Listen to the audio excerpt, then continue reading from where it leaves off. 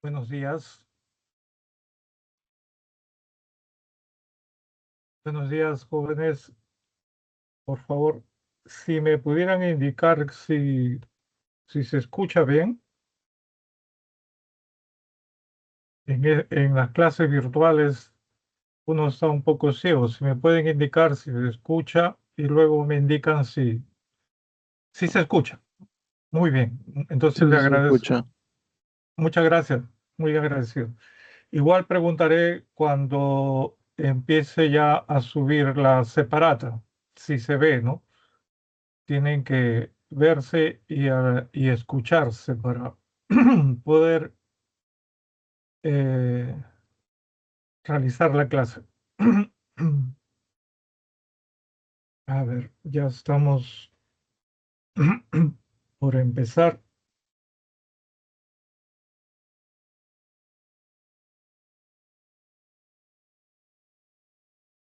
Esperemos hasta las 7:30 a ver porque por ahora serían nueve, nueve estudiantes, son más, ¿no es cierto? Entonces,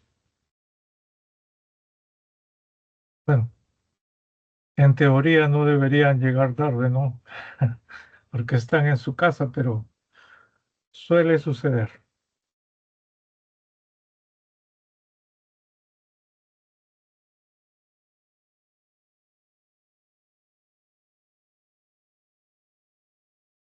A ver, bueno, 7:30, ya tenemos 12 asistentes. Eso es más o menos un tercio del salón, me parece. Comencemos. Nuevamente, buenos días con todos jóvenes. Ya saben la circunstancia por la que estamos en clase virtual, y está bien, ¿no? Es una manera que la institución, el Centro Preuniversitario San Marcos, encuentra para evitar que pueda suceder algo, ¿no? Saben cómo está la situación con los paros de transportistas debido al sicariato, etcétera, ¿no? Eh, Ojalá que en- entiendo que creo que ya esa es la primera clase virtual que tienen, creo, ¿no? O ya han tenido alguna, ¿no? Porque esto está ocurriendo seguido. Ojalá que pare y ya no haya necesidad de clases virtuales. Bien, eh, procedo inmediatamente a subir la separata. A ver.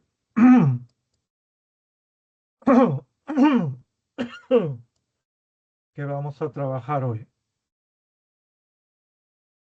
A ver.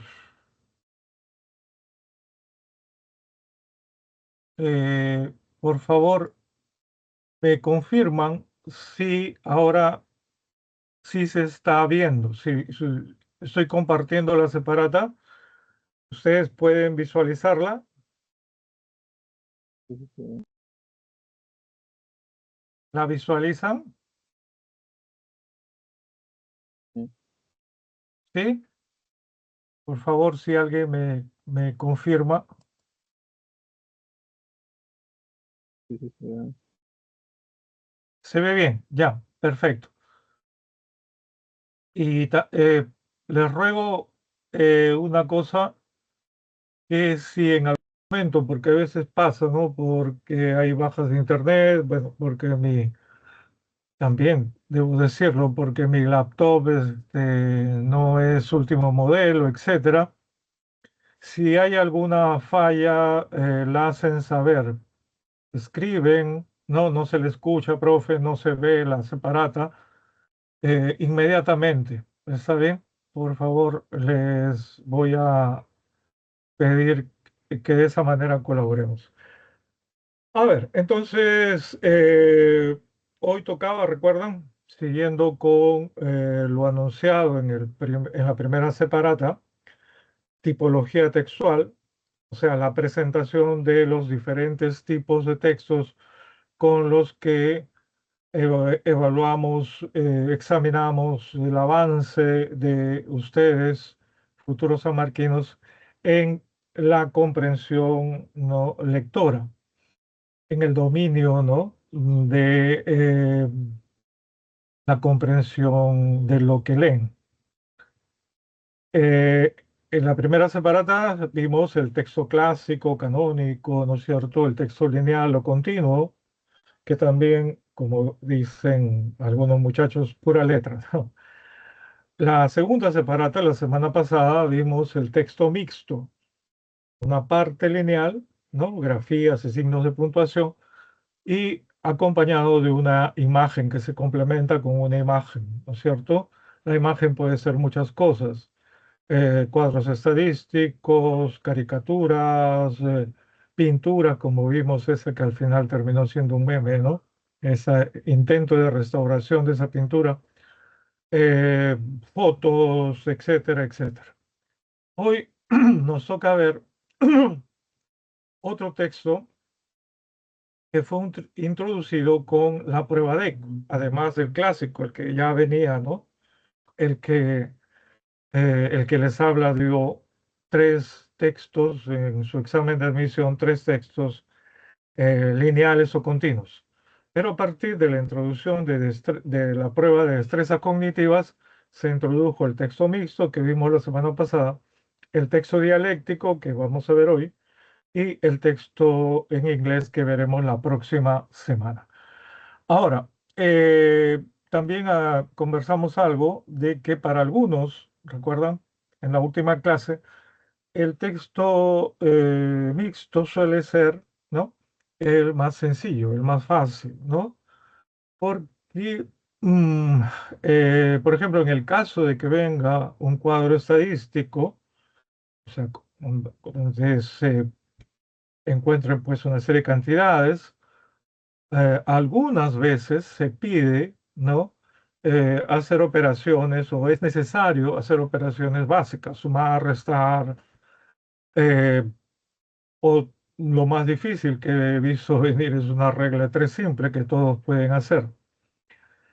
Para otros, también lo comentábamos, será el texto que veamos la próxima semana, el texto en inglés, que tal como ha quedado es, eh, miren, puede ser que los textos que están viniendo estas 3 semanas, algunos le pueda parecer ya de nivel intermedio. Podría pasar, aunque no, hasta donde yo he visto no ha ocurrido.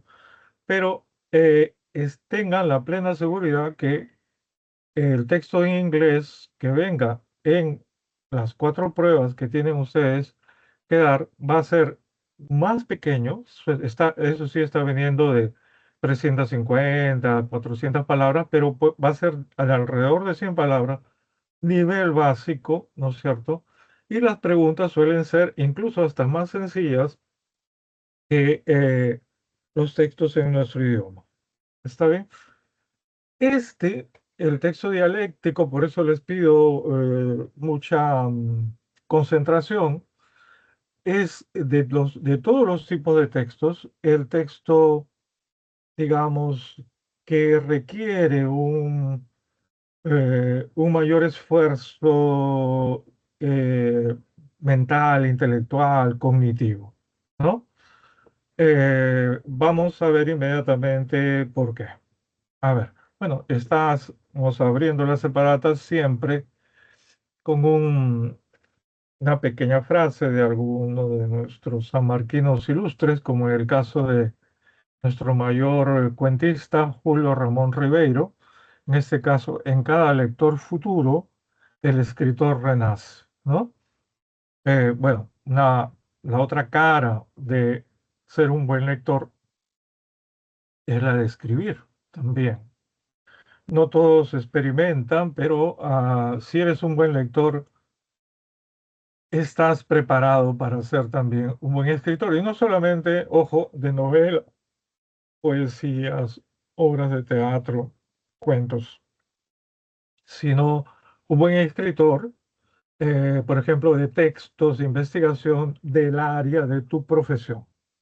¿Está bien? A eso también apunta ser un buen lector. te prepara para ser un buen escritor. Bien, el texto dialéctico es aquel en el que se presentan dos posturas, dos posiciones, ¿no? Dos puntos de vista sobre un mismo tema polémico. El tema tiene que tener un nivel de polémica, un nivel de discusión. O sea, pues se pueden cerrar todos sus micrófonos, se filtran algunas voces. No hay texto dialéctico si el tema es un tema que todos aceptamos. ¿Me dejo entender? Eh, de día hay claridad, de noche oscuridad. Bah, perdón, me rectifico porque hoy en día vivimos una época en que hay que demostrar que el pasto es verde, por ejemplo, ¿no? Sinceramente, que yo sepa, en la humanidad no ha habido eso antes. A la vez que tenemos inteligencia artificial, ¿no? Robótica y todo lo que quieran, no sé qué está pasando con la humanidad. Estamos llegando a una época así, ¿no? Donde es necesario demostrar que el pasto es verde, ¿no? Pero bueno, esos son otros que no son postulantes a San Marcos, que no son futuros sanmarquinos, pero para hacer un tema abordable desde un punto de vista dialéctico, tiene que ser un tema en discusión, no un tema que sea aceptado por todos, donde no haya pues ningún nivel de debate. ¿Bien? Su objetivo, el objetivo del texto dialéctico es que el lector pueda entender, miren, estamos en ese nivel. Por eso les decía, bueno, como tengo varios salones, a veces no estoy seguro si lo dije en un salón y en otro no. El objetivo es que el lector pueda entender los puntos de vista contrarios. Ojo con eso, ¿no? No se trata de escuchar y usar en lugar de la razón. Usen siempre, para comprender un texto, usen la razón. No usen, por favor, ni el corazón, ¿no? Yo he visto a lo largo de todo el tiempo, profe, qué bonito texto. Chicas que me hacían así, ¿no? Lo amé. Otros muchachos y chicas también que se molestan, por ejemplo, un texto sobre el aborto. No, ¿cómo ese autor puede hablar así? Yo soy cristiano y el aborto es diabólico. Entonces están analizando el texto con el hígado. El hígado y el corazón no sirven para, claro, es simbólico, pues no es que pensemos con el hígado y el corazón, estoy hablando metafóricamente. No sirven para analizar, comprender, entender un texto. Por lo tanto, entender los puntos de vista del autor, porque nos ofusca, me dejo entender, nos nubla la mente. Entonces, el primer paso, jóvenes, para entender lo que se lee es usar, lo voy a decir así, la racionalidad fría, fríos, ¿no? Eh, pura lógica, puro razonamiento, ¿sí? ¿Está bien? Como dice los, los millennials decían, más frío que el corazón de tu ex, algo así, ¿no es cierto? Fríos, nada de lo amé, lo odié, nada. ¿Está bien? Porque primero, incluso si tú tienes una posición contraria a lo que un autor sostiene en torno a un determinado tema, primero tienes que comprenderlo. ¿Me dejo entender? Una vez que lo comprendes, opina. Eres libre, chico, chica, eres libre de hacerlo.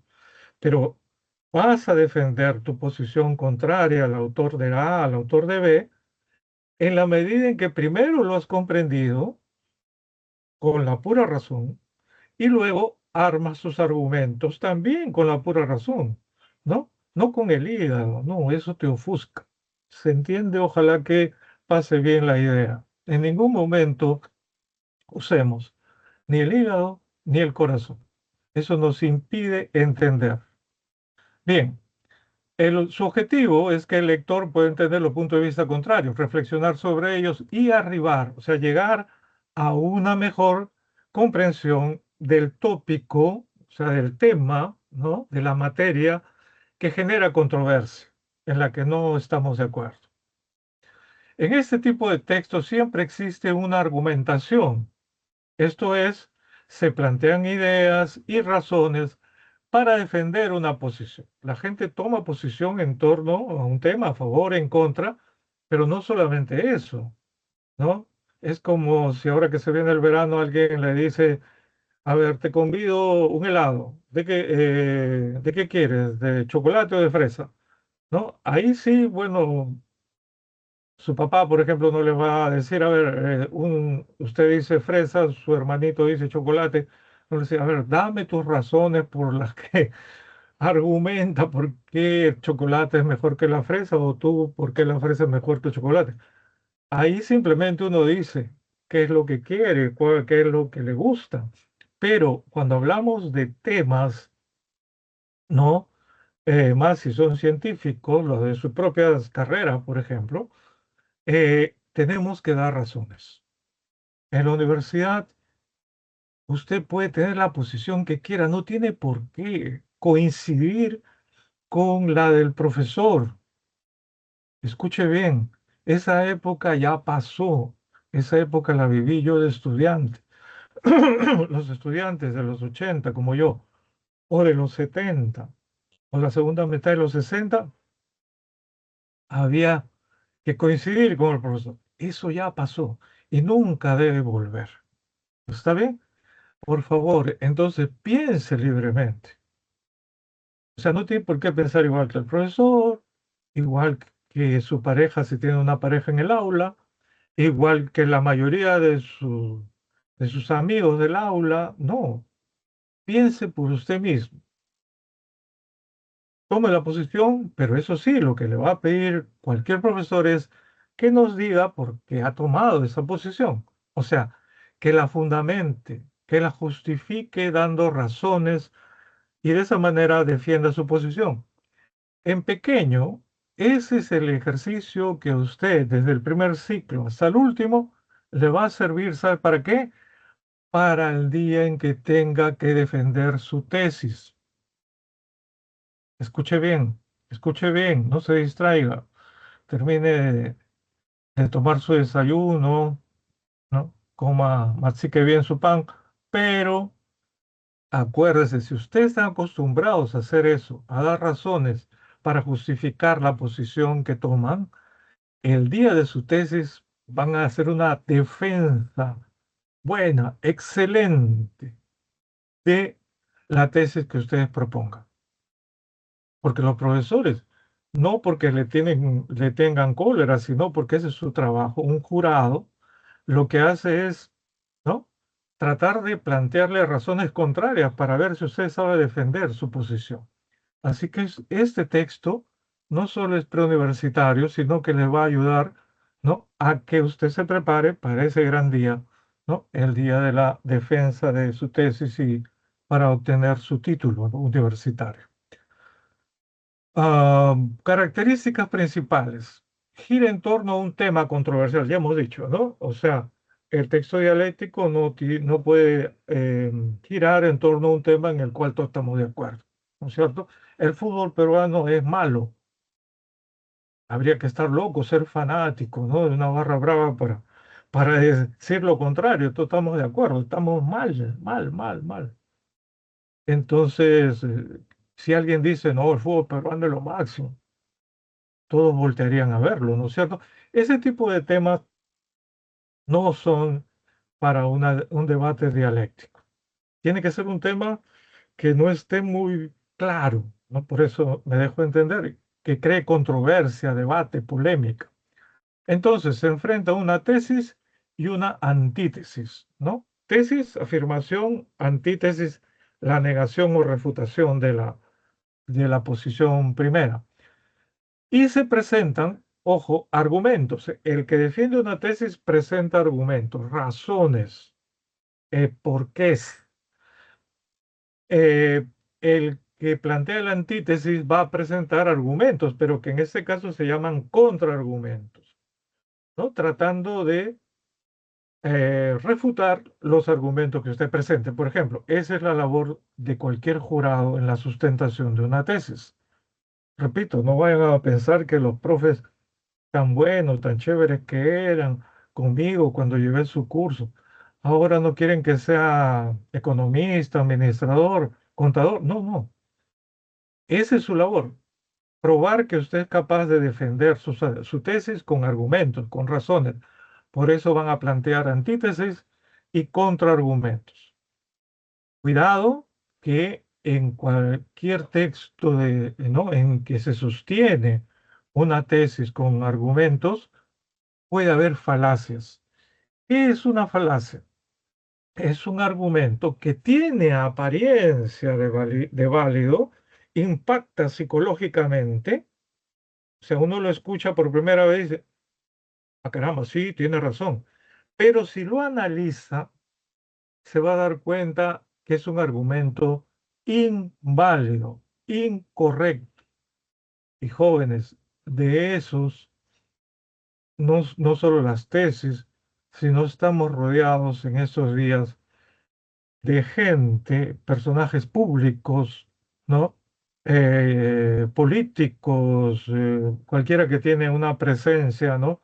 En medios, presentadores de programas dominicales, etcétera, o que se vienen las elecciones. Si usted está atento, va a encontrar una cantidad de falacias, de argumentos inválidos, incorrectos. Y eso entonces, ¿qué significa? Que tienen la intención de engañar a la gente. Tengan cuidado, ¿no? Y hasta sofismas, los sofismas suelen ser más útiles, pero son lo mismo, argumentos inválidos. Funciona como un debate, ¿no? De ida y venida. Yo digo esto a favor, el otro autor dice esto en contra, un debate intenso. Tipos de texto dialéctico. El que más viene, hay que decirlo, es este, el discontinuo. Yo les digo a mis compañeros, en los pocos que han venido yo he contribuido, ¿no? Pero los jóvenes que arman las separata, que son los más jóvenes, ¿no? Como les diga, creo que les dije todos en cualquier carrera, hagas derecho de piso, escogen siempre esto, por eso siempre viene texto A, texto B. Ese no es el único tipo de texto dialéctico. Aquí está claro, pues, ¿no? Uno piensa a favor, otro en contra. El continuo, no es que sea oscuro, ¿no? Vamos a decirlo así, sino que es un solo texto, ¿no? Que fluye sin cortes. Sus elementos o partes aparecen de manera continua. Fíjense, primero presenta el tema debatible, polémico, aparece una tesis, ¿no? O sea, a favor. Y a continuación, nomás sin ser texto B, ¿no? El mismo autor pone la antítesis, o sea, la tesis contraria, y termina en una síntesis que se supone supera a la tesis y a la antítesis, ¿no? Como conclusión, se llega a una síntesis. Estén atentos porque puede venir. Algunos pueden pensar, y cuando saliendo del primer, segundo, tercer, cuarto examen, ¿y qué vino? Ah, vino un texto continuo, un texto con imagen y un texto en inglés. Pero resulta que el texto que usted le llama continuo en realidad era un texto dialéctico, porque se presentó un tema, se afirmó algo, se afirmó lo contrario, en estos dos casos se dan las razones, y se llegó a una conclusión, a una síntesis. Eso es lo que se llamaría entonces un texto dialéctico continuo. Este no necesita mayor presentación, es el que más viene. Texto A defiende una postura, texto B se opone a el texto A, o sea, el anterior. El texto se organiza en partes separadas visualmente, capítulos o fragmentos. Cada parte, por lo general, presenta una postura pues contraria a la otra. A ver, una cosa final acá. Presten atención, creo que eso sí lo dije en todos los salones. La función de un profesor de habilidad verbal no es como la de, por ejemplo, la de un profesor de física, de psicología, no de matemáticas, de lengua. Esos profesores en la pre transmiten conocimiento. Una cosa que los conocimientos en sí no sean nuevos, por eso es preuniversitario, porque es un repaso de lo que se supone debió haberse enseñado en toda la secundaria, ¿no es cierto? Eh, pero, sea como fuere, el profesor de cursos como los que he nombrado transmite conocimientos. El profesor de habilidad verbal o de habilidad matemática o lógico-matemática no transmite conocimientos.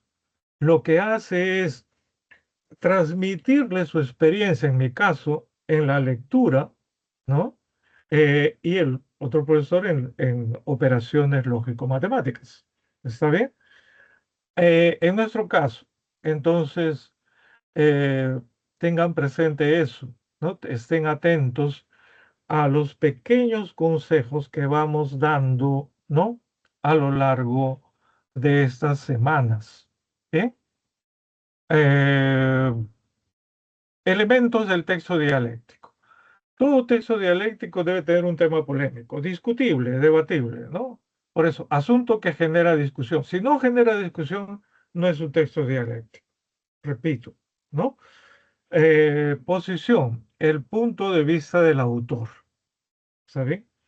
El autor, respecto de un tema debatible, discutible, toma posición. Tesis, afirmación principal, ojo, que quiere demostrarse, por eso les decía, y defenderse. Miren, tesis, eso se llama tesis, es lo que van a presentar, repito. Cuando terminen, escogen un tema con su asesor, lo van puliendo, el esquema, la bibliografía, escriben el capítulo 1, 2, 3, al final la introducción, las conclusiones, y su asesor de tesis va a decir, ya, está listo, firma el informe, el departamento o la escuela, perdón, escoge el jurado y se prepara usted para el día de la defensa de su tesis, ¿no? Porque usted va a querer, frente a ese jurado, demostrar su tesis y defender su tesis. ¿Ve? Argumentos. ¿Qué son los argumentos? Razones que apoyan la tesis. ¿Por qué usted dice eso? ¿Por qué usted está a favor o en contra? Tiene que dar razones, argumentos. Contraargumentos, el autor que está en el lado opuesto, ¿no es cierto? Va a dar razones, pero que refutan la tesis, contradicen la tesis del otro autor. ¿Está bien? Tipología de argumentos. A ver, ¿qué tipos de argumentos son los más usados? Los argumentos son las razones, ¿ve? Razones que usamos para defender una aserción, una aseveración, es una afirmación principal o tesis, perdón. Hay argumentos, razones que se pueden dar por analogía. ¿En qué consiste? Se comparan dos entidades o procesos, analogía, ¿no? Para establecer la validez de un caso en el otro. Miren el ejemplo. Así como una planta necesita agua para vivir, el ser humano necesita educación. Acá hay una analogía, en el sentido de que una planta sin agua, ¿no? Se muere. Un ser humano que no tiene educación, ¿no? Tiene una vida, no se va a morir físicamente, ¿no? Y hay tanta gente que no la tiene, pero está condenado a vivir una vida pobre, vamos a llamarla, incluso económicamente, ¿no es cierto? Es probable que sea una vida pobre, pero pobre en cuanto a riqueza de humanidad. Un ser humano sin educación Imagínense lo único que aspira es comer, dormir, tener sexo, ¿no? Orinar, defecar. Disculpen que use estas palabras. ¿Se dan cuenta?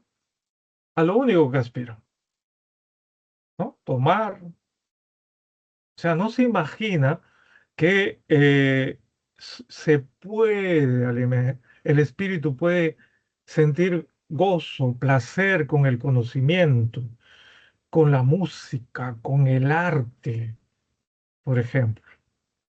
¿Bien? En ese sentido se está comparando, analogía, ojo, analogía, eh, cómo la planta necesita agua de manera semejante a la que el ser humano necesita educación. ¿Eh? Por generalización, otra manera de que uno construye argumentos. A partir de diversos casos se arriba a una conclusión mayor, ¿no? O sea, caso uno, caso 2, caso 3, uno ve una regularidad, un patrón, y entonces arriba a una conclusión, que, ojo, no es el caso aquí, pero por si acaso es muy probable. No es, ¿por qué? Porque esto sería una inducción. Si seguro lo van a ver en su curso de lógica, la inducción no es 100% válida. La deducción, lo que hacen en geometría, por ejemplo, eso sí es 100% válido. Se ha observado que varios metales se dilatan por la acción del calor. El oro, la plata, el zinc. Vaya probando, ¿no? Por ende, o sea, por consiguiente, el calor dilata los metales. Puede llegar a esa conclusión. ¿Está bien? Esa es la idea. Luego de observar cierta regularidad, cierto patrón, en este caso, qué le hace el calor a los metales, usted puede llegar a una conclusión probable, muy probable. Bien, eso se llama argumento por generalización. Por signos, se emplean indicios, señales, ¿no? Como pruebas. Ojo, hay indicios de que algo pasa, señales. Entonces pueden ser utilizadas como pruebas. En la medida en que sean indicios fuertes, sólidos, señales fuertes y sólidas, se pueden utilizar de esa manera. Por ejemplo, de pronto sale mucho humo por esa casa. Probablemente se está produciendo un incendio. Es lo que usted y cualquier persona pensaría, ¿no es cierto? Si ve salir mucho humo de la casa de un vecino, no es que esté seguro, es que probablemente se esté produciendo un incendio o que el hijo de esa familia esté estudiando filosofía, ¿no? Tenemos mala fama los de filosofía, dicen que hablamos lo que hablamos porque, ¿no? Yo lo he visto en la universidad cuando llegan gente, ¿dónde está la escuela de filosofía? Y los de otras profesiones son bien chistosos los muchachos. Mire, señora, que avance hasta ahí, ese pabellón, entra, y ahí donde salga mucho humo, ahí es filosofía, ¿no? Bueno, cada, así como los médicos le dicen matasanos, en fin, a nosotros nos han puesto eso de que fumamos, ya saben, ¿no? Entonces, eso se llama por signos, argumento por signos, por causa. Eso se basa en la relación causa-efecto. Causa-efecto. Dado que el consumo de tabaco daña severamente las células pulmonares, se colige, se sigue, se infiere que el tabaquismo, o sea, el abuso del tabaco, es cancerígeno, ¿no? Está comprobado que el consumo de tabaco daña las células pulmonares. De ahí se infiere que el tabaquismo causa cáncer, ¿no? Entonces hay causa, efecto. efecto causa. Por autoridad, ojo con eso, se cita a los expertos. Miren, hay algo que los millennials nunca entendieron, pero tengo la sospecha que ustedes, algunos, ojalá que no, de ustedes no van a entender. Y les pido por favor que recapaciten, porque si no en la universidad van a tener problemas, no conmigo, yo no, ustedes no van a la Facultad de Letras. Se cita expertos. En la universidad, por favor, no vayan a citar, se lo digo con franqueza, no para molestar, a youtuber, a tiktokeros, a, no sé, instagrameros ahora también, no sé, influencer, no, por favor. No puede usted decir porque lo dijo el tal youtuber, tal tituquero, no, tenga cuidado, se está jugando las notas y el respeto de sus profesores y compañeros. Se cita a expertos para reforzar la tesis o ideas propuestas. Eso sí es válido. El premio Nobel de Física, Sheldon Glasgow, sostiene que la teoría de supercuerdas es deficitaria por su exigua base experimental. Bien, Eh, sería una falacia, lo vamos a ver a continuación, si yo dijera, ¿no? A ver, si yo dijera así, ahí está. Cristiano Ronaldo, ¿no? Sostiene que la teoría de supercuerdas es deficitaria por su exigua base experimental. Oiga, Cristiano Ronaldo es un excelente jugador de fútbol. Es una autoridad si le piden que opine sobre fútbol. Pero Cristiano Ronaldo, ¿qué tiene que ver en el campo de la física? ¿Se da cuenta? Si hace eso, ahí cae en una falacia, en un argumento inválido. Cuidado con eso. Lo vamos a ver a continuación. Los argumentos, esfuércense, ¿no? Por eh, construir argumentos válidos. Acá tienen ustedes hasta 5 tipos. Pueden hacer por analogía, generalización, por signos, por causa, por autoridad. Traten de construirlos. Evitando que a la hora de construir, porque hay veces se puede construir, ojo, presten atención, por favor, porque uno ignora. Por eso es tan importante, fatalmente, bueno, se nos va a ir el tiempo, simplemente decir que en la universidad la asamblea estatutaria, que es la que creó nuevos estatutos, cada vez que hay una nueva ley universitaria, las universidades tienen que crear estatutos que se adapten a la nueva ley universitaria. Bueno, la asamblea estatutaria, la última, que creó los estatutos vigentes de la universidad para adaptarse a la última ley, que del 2014 me parece, pues decidió, bueno, era un mandato, que haya estudios generales, ¿no es cierto? Pero que ya San Marcos había tenido hasta antes de Velasco en los años 60, ¿no? Antes que la católica. Pero ¿qué pasa? Que eh, en lugar de hacer lo racional, esto no es culpa de los estudiantes de esa época, sino de los profesores que fueron a la asamblea, en lugar de hacer dos estudios generales en letras y estudios generales en ciencias, que es en cualquier universidad del mundo, con un poquito de criterio, han hecho 5 estudios generales. Y, y si les cuento lo que había, parecían niños, ¿no? No, no, tú para acá, tu carrera para allá. Y bueno, a la hora de armar la currícula de los estudios generales,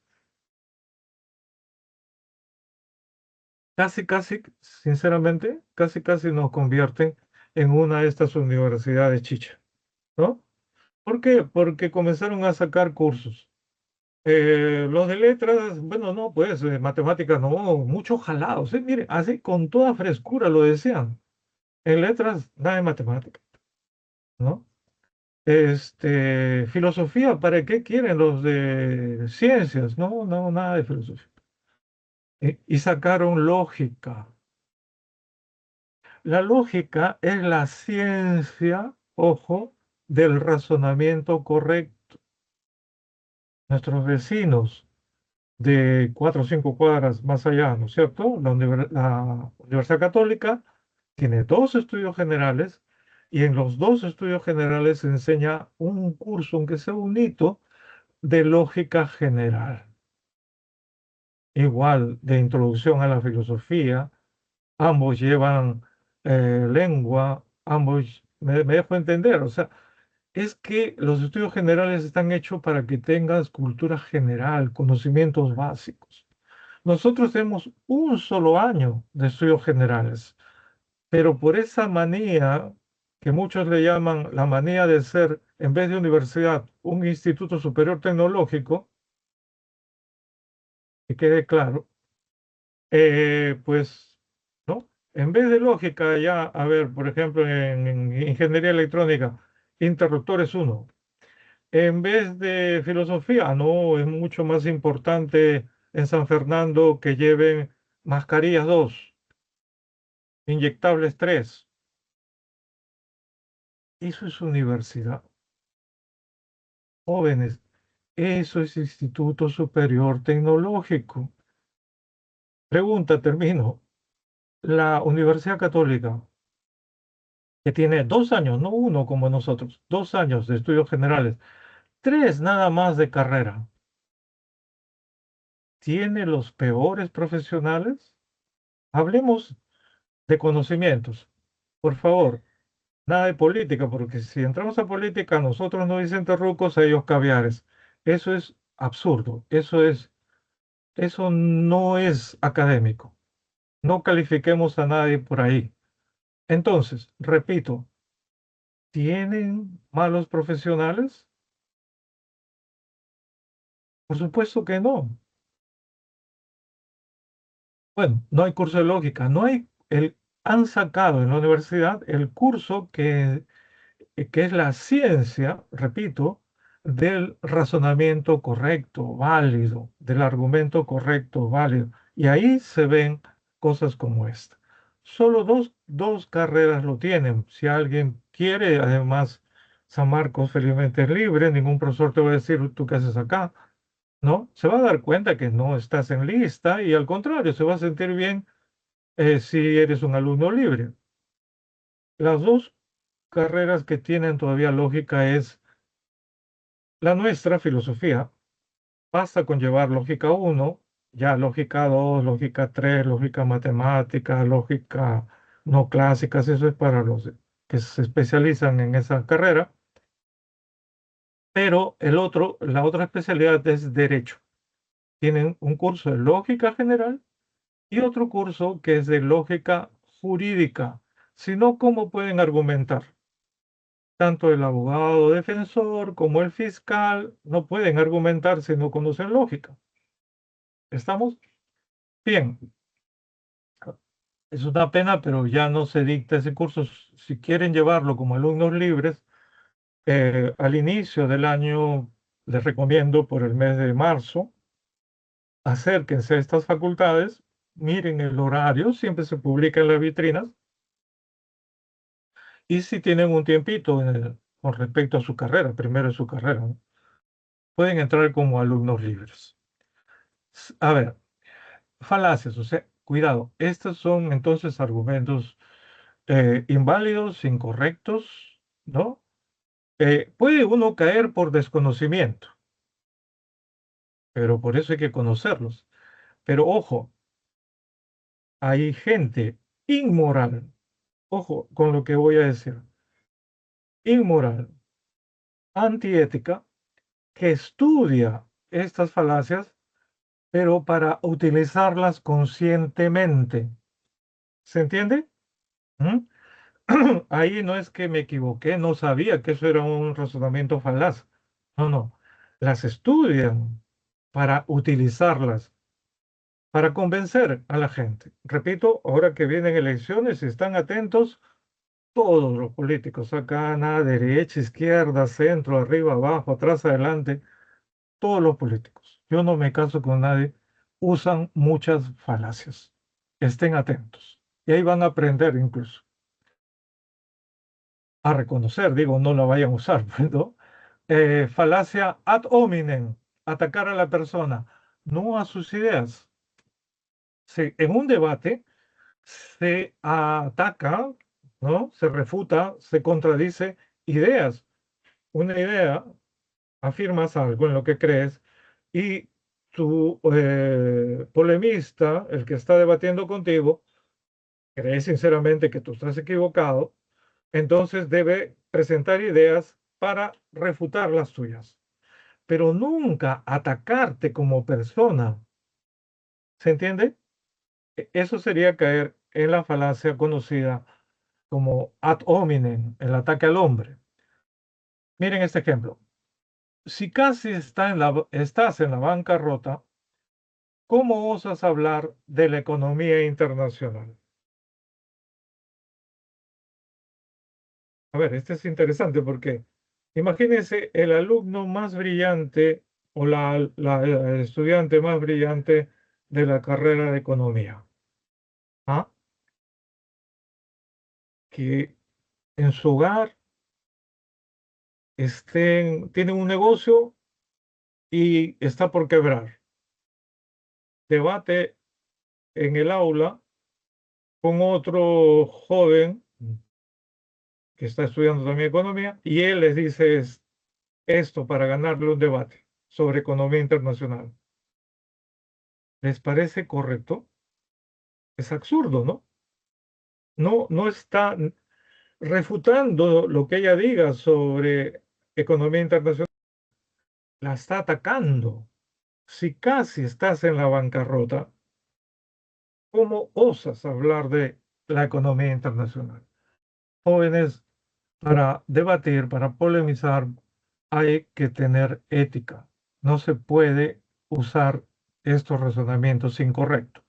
Falacia ad baculum, usar la fuerza o amenaza para convencer. Por algo estamos en la universidad, ¿no? Se supone que es el reino de la razón. No vamos a utilizar la fuerza. Para eso, pues no, ya, nos vamos a algún lugar de Rimas, de Lima, mi propio barrio, ya, voy a decir, donde nací, ahora no vivo ahí, pero me crié el Rima, tiene zonas bravas, ¿no? Ahí todo se resuelve con la fuerza. No, pues en la universidad, si apelas a la fuerza o amenaza, no solo física, también psicológica, eso no es un argumento válido. Eso se conoce como falacia ad baculum. Por ejemplo, miren este ejemplo. Si no aceptas lo que te digo, mira, no garantizo que conserves tu puesto. No le está diciendo, si no aceptas lo que te digo, te agarro a patadas, cabezazos. No, eso sería ya usar la fuerza física. También sería un ad baculum. Puede ser como usar la amenaza psicológica.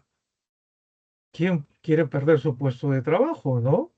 Más, por ejemplo, si ya tienes familia, hijos. Entonces, si no aceptas lo que te digo, no garantizo que conserves tu puesto. E incluso no le está diciendo te voto, ¿no? Le está diciendo no garantizo para que tengas miedo, ¿no? Para que estés pensando, ¿no? Mejor acepto. ¿Se dan cuenta? Eso es crueldad. Eso no es usar la razón. Ad ignorantia.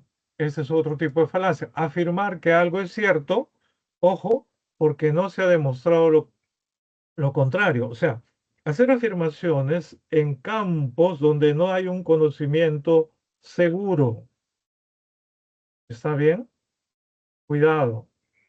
Hasta ahora nadie ha demostrado fehacientemente que Dios no existe. Ergo, por lo tanto, Dios existe. Pregunta. ¿Dios es susceptible, ¿no? De demostraciones am, físicas, químicas, biológicas. Eso es la ciencia humana. No lo es, ¿no es cierto? Dios es objeto de fe. Entonces, así no, pues, uno puede ser creyente, pero no puede decir esto. Hasta ahora nadie ha demostrado fehacientemente que Dios no existe. Ergo, Dios existe.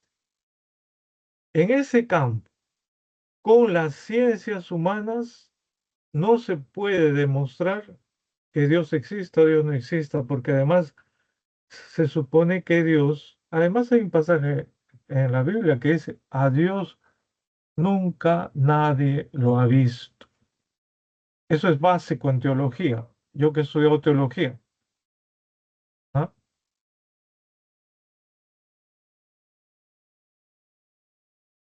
Solamente, y que es una manera, es una de las tres caras de Dios, ¿no es cierto? En la teología cristiana, Jesús lo encarnó. Para el creyente, ¿no? A ver, si me disculpan un momento, los amigos tienen todo el derecho de serlo, ateos o agnósticos del salón. Yo sé que estarán pensando, profe, ya comenzó a hablar de su amigo imaginario, ¿no? Un ratito nomás, un ratito. Quiero más bien decirle que no cometan ese error aquellos que son creyentes, católicos o evangélicos. Por favor, Dios es objeto de fe, la fe es creer en algo que no se ve. Entonces, ¿cómo puedes tú decir esto? ¿No? Hasta ahora nadie ha demostrado fehacientemente que Dios no existe. Ergo, Dios existe, cuidado. O, por ejemplo, decir, ahora que ha pasado el Día de las Brujas, ¿no? En San Marcos hay fantasmas, ¿no? ¿Por qué dices eso? Porque nadie ha demostrado que no los haya. Así puede decir cualquier cosa, ¿no? ¿Me dejo entender? Cuidado entonces con la falacia ad ignorantia. Ad verecundiam, lo que les decía, emplear mal una autoridad. ¿Esto qué significa? Emplear a alguien que no es experto, que no conoce el tema. Eso no se puede hacer en la universidad, en el mundo académico, universitario, de educación superior, científico, intelectual. No, lo puede hacer en su barrio, en su esquina, ríase, haga lo que quiera, pero en la universidad no.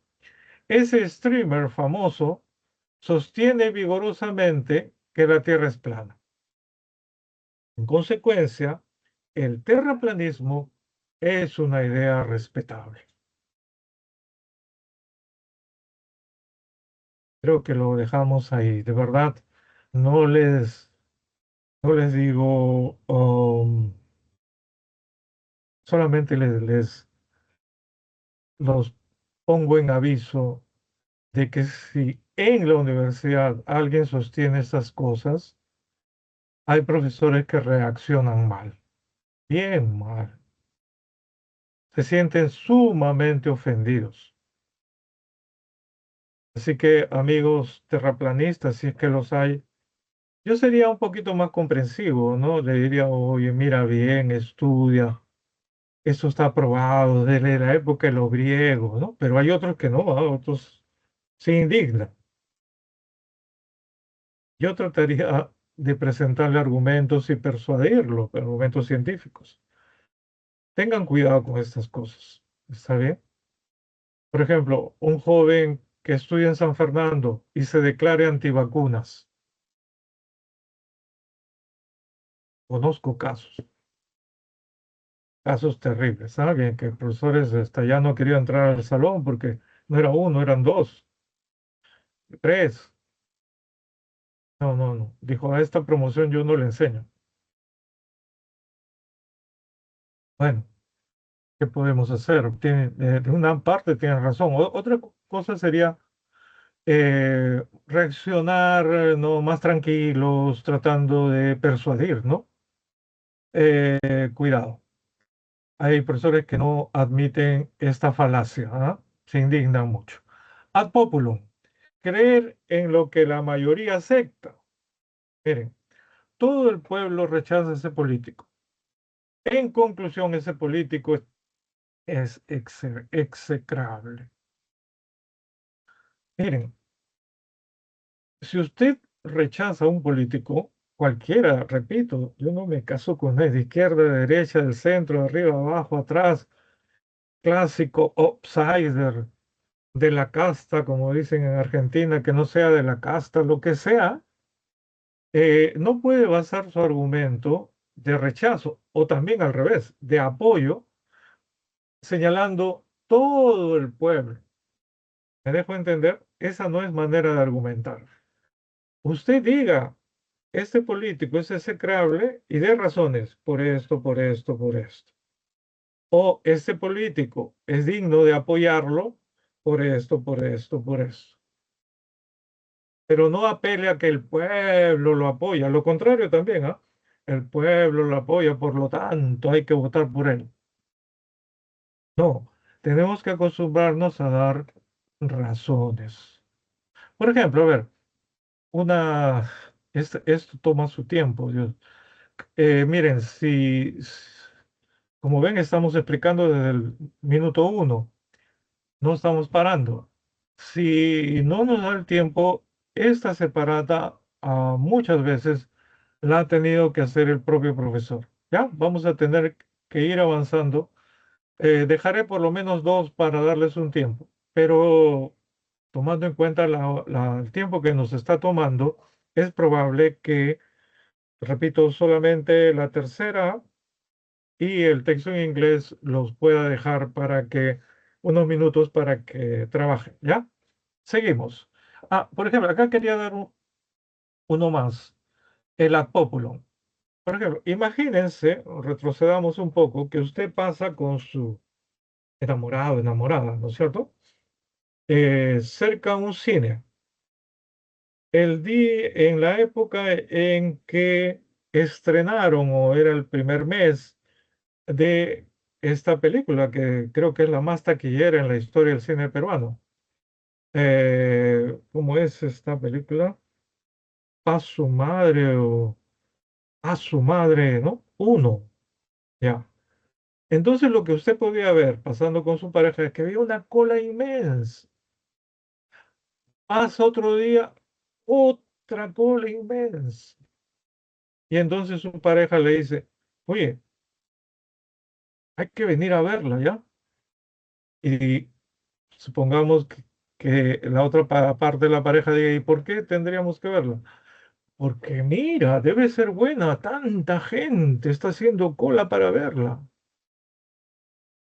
¿Eso es una razón para decir que una película es buena o mala? Creo que con eso está más claro, ¿no es cierto? Muy bien. Ad nauseam. Repetir una idea a cada momento para hacerla parecer verdadera. Bien. Eh, Eso se usa bastante en política, por ejemplo. Se dice insistentemente que hubo fraude en las elecciones. Fraude, fraude, fraude. Y lo asevera una y otra vez. Por ende, en conclusión, hubo fraude. O sea, algo se convierte en verdadero porque se repita mucho. No, ¿no es cierto? Por ejemplo, esa discusión, a mí me da mucha pena.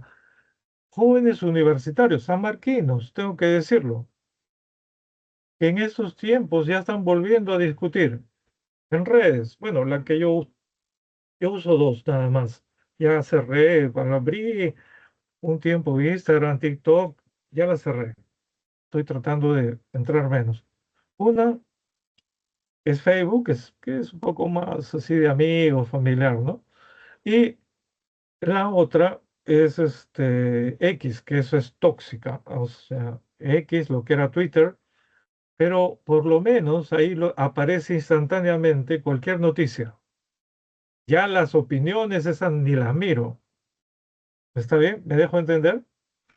Ahora, pero da pena, a mí me da mucha pena que, por ejemplo, ahora que se ha vuelto ya estamos en época preelectoral, universitarios, gente que está ya en los últimos ciclos, sale una noticia o pone en su muro, ataca, ¿no? En cualquiera de los dos sentidos, ¿ah? Los fujimoristas, por ejemplo, en el meeting que Keiko ha lanzado su candidatura, todos los que la apoyan es porque le dan tupper y aparece un contacto, no siempre hay amigos, son contactos, que le dicen, cállate, ruco. ¿Alguno de los dos ha usado un argumento? Ninguno. Por favor, si llegamos al nivel universitario, por supuesto, tenemos nuestros propios pareceres, sentires en torno a diferentes temas. La existencia de Dios, la pena de muerte, el aborto, legalización de las drogas, la eutanasia. Todos tenemos diferentes maneras de ver las cosas, pero usemos argumentos racionales. Por ejemplo, en este caso en política, no insultemos, no repitamos. Todo el que está en contra de mi candidato, el alcalde, el ex alcalde, tuco, terruco, terruco, terruco, eres un terruco, terruco, por no apoyar a su candidato. No, pues, ¿se dan cuenta? Así rebajamos el nivel. Así, eh, la política, cuando ustedes tengan mi edad, o antes, de acá a unos 20 años, va a seguir siendo la misma. Me gustaría que siga siendo así el ambiente enrarecido en que vivimos, cambiando de presidentes a cada rato. Creo que no, ¿no? Repito, y acá todos, ¿ah? Izquierda, derecha, todos son culpables, ¿no? Elevemos el nivel de discusión. Entonces no es argumento repetir hasta la náusea algo. Ad antiquitatem, justificar una idea por su tradición o antigüedad. Miren, o sea, por el simple hecho de que es antiguo, que es una cosa que se hace siempre y hace mucho tiempo, entonces es válido. Por ejemplo, desde siempre los seres humanos han estado en guerra. Por lo tanto, la guerra es una condición inherente a la humanidad. Parece lógico, ¿no? Por eso decías, las falacias son argumentos que impactan psicológicamente, casi que te convence, pero si lo analizas, no tienen pues la validez. ¿Por qué? Por una simple razón en este caso, ¿no? Una de las disciplinas que más me gusta a mí de mi carrera es la antropología filosófica. Jóvenes, por ahí tengo un texto donde hay más de 15 teorías sobre la naturaleza humana. 15 teorías, más, casi, y hay algunas otras que ya ese texto no tiene. ¿Se dan cuenta? O sea, no hay nada concluyente sobre la naturaleza del ser humano. Entonces, no se puede decir que esto sea, ¿no? Porque se ha repetido desde hace mucho tiempo, sea válido. O por ejemplo, a ver, mi generación, no, pregúntenle a sus abuelitos, ¿no? Porque yo ya podría ser abuelo de ustedes. Eh, o, a ver,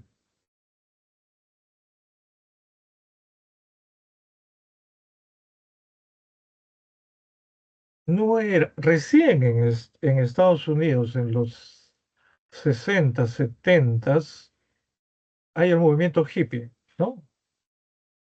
hacer el amor y no la guerra, ¿no? Peace and love, ¿no? Harta marihuana, todo eso, ya. Las chicas se iban y convivían, ¿no? Pero para que llegue una sociedad que, como la nuestra, que sigue siendo una sociedad bien conservadora, sobre todo Lima, eso era difícil, ¿está bien? Un dato más, en los 60 aparece en los países como Estados Unidos o Europa la píldora anticonceptiva, ¿no? ¿Qué pasaba? Que una chica era mal vista, estoy hablando de la chica de mi tiempo, o sea, las tías, ¿no? Las abuelas, si no salía de su casa vestida de blanco, ¿me dejo entender? ¿No? O sea, si no se casaba por civil y por iglesia, era mal vista. Las vecinas chismosas hablaban, ¿cierto? Ahora, escuchen, alguien tiene que empezar. Estas ahora tías, en ese tiempo chicas, fueron las primeras, para bien o para mal, seguro para algunos puede ser malo, las primeras en decir a sus padres, me voy con mi enamorado a convivir a un departamento que hemos alquilado. Oh, eso le daba a la mamá, a la abuelita, le daba un patatuzo, se desmayaba. ¡Ah! ¿Cómo vas a hacer eso? Y venía el papá y decía, tu mamá la saqué de blanco en su casa. Tu abuelita se casó por civil y por iglesia. Tu bisabuela también se casó por los dos lados, paterno y materno. Como se ha hecho siempre así, tú también tienes que seguir haciendo esto. ¿Se está entendiendo? Así que, jóvenes, de ahora en adelante, si un padre de familia es, muchos padres dicen esto siempre se ha hecho así, en nuestra familia, es tradición. Ustedes, con toda razón, pueden decir, papá, apelar a la tradición o porque es muy antigua esa práctica, no lo justifica racionalmente. Dame una razón de por qué debe ser así. Bien, por si acaso eso no es pecado. Yo sé que algunos jovencitos, sobre todo muy creyentes, dicen, "¡Ah! Profesor, ¿qué está diciendo? Eso es pecado". Estoy hablando de lógica, no, la lógica es una ciencia, no es una fe. ¿Ve? Usted puede seguir, pero que le den razones. ¿Me dejo entender? Usted puede seguir esa tradición si desea, libremente, pero pida razones. No basta decir que siempre se ha hecho así. Ahí está más claro, creo. ¿Está bien? Ojalá. Falsa causa post hoc ergo propter hoc. Eso es latín, pero se puede traducir en falsa causa. Confundir una coincidencia, coincidió, y decir que eso es una causa. Me curé la gripe porque me dio un baño de agua helada.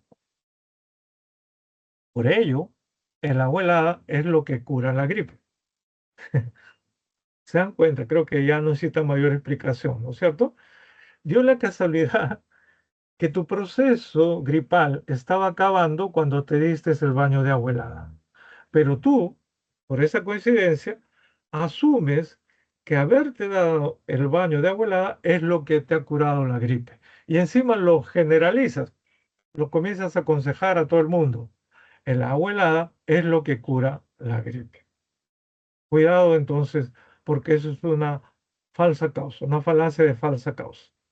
Petición de principio. Dar por cierto lo que se quiere demostrar, ¿no? O sea, tienes que dar argumentos. No puedes decir que es válido algo que precisamente tienes que demostrar. Sostengo que es un tipo mendaz, mentiroso. Solo dice mentiras. Mi punto está demostrado. Ah, a ver, tranquilo, tranquilo. El tipo es mentiroso, mendaz. Perfecto. Eso es lo que tú dices. Pero no puedes decir por qué, porque solo dice mentiras. Prueba, danos por lo menos un ejemplo de una mentira que haya dicho. ¿Se entiende? Si no caes en la petición de principio. ¿Está bien?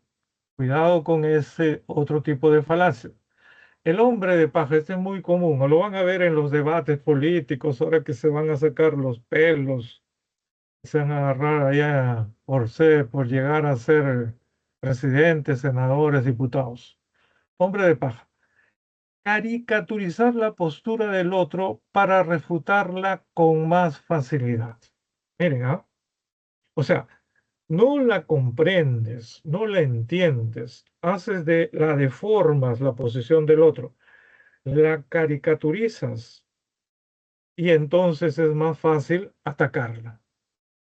En rigor, su crítica del orden jurídico, que un ejemplo, se puede entender como un incentivo para la delincuencia. Miren, o sea, su postura es absurda y ridícula, esa es la conclusión.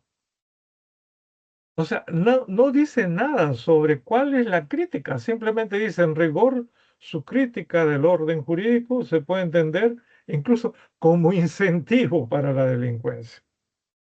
Pero no he dicho nada.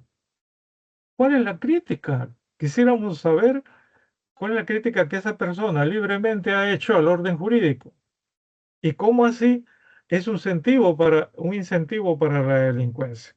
Pero no, este señor dice eso y luego dice su postura es absurda y ridícula. ¿Bien? Nada de caricaturizar.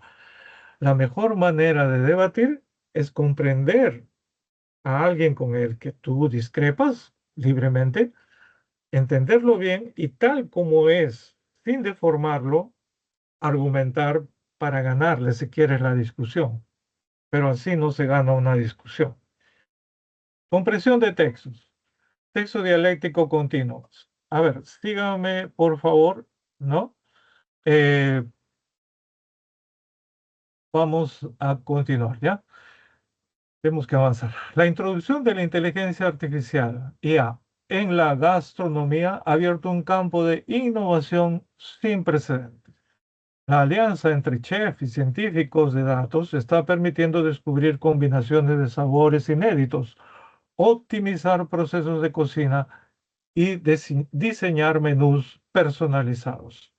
Herramientas como Chet Watson de IBM o Spoon Guru muestran cómo los algoritmos pueden analizar grandes volúmenes de datos para crear platillos únicos y adaptados a las preferencias de cada comensal. Bajo esta perspectiva, la IA no reemplaza la creatividad humana, sino que la potencia, brindando a la industria alimentaria soluciones que van desde la reducción del desperdicio hasta el desarrollo de proteínas alternativas más sostenibles. Sin embargo, la incorporación de la inteligencia artificial en la cocina no está exenta, o sea, no está libre de cuestionamientos. Para muchos críticos, la automatización excesiva amenaza con diluir el carácter artístico, es un arte, dicen, no, de la gastronomía, que depende no solo de la técnica, sino también de la sensibilidad y el toque personal del chef. Además, persisten obstáculos económicos y culturales. No todos los restaurantes pueden costear sistemas avanzados y algunos consumidores miran con recelo la idea de que un algoritmo decida qué sabores deben degustar. Así surge una interrogante fundamental. ¿Esta revolución tecnológica puede mantener la esencia humana que distingue a la cocina como expresión cultural o la reduce a ser un simple proceso industrial? Visto de ese modo, es razonable reconocer que la IA debe concebirse como un recurso de apoyo y no como sustituto de la creatividad gastronómica. La clave está en encontrar un equilibrio, aprovechar las ventajas de la analítica de datos para optimizar recursos, predecir tendencias y experimentar con ingredientes, sin perder de vista que la experiencia culinaria también es emoción, tradición y cultura. Este, jóvenes, es un texto dialéctico continuo. Fíjense ustedes.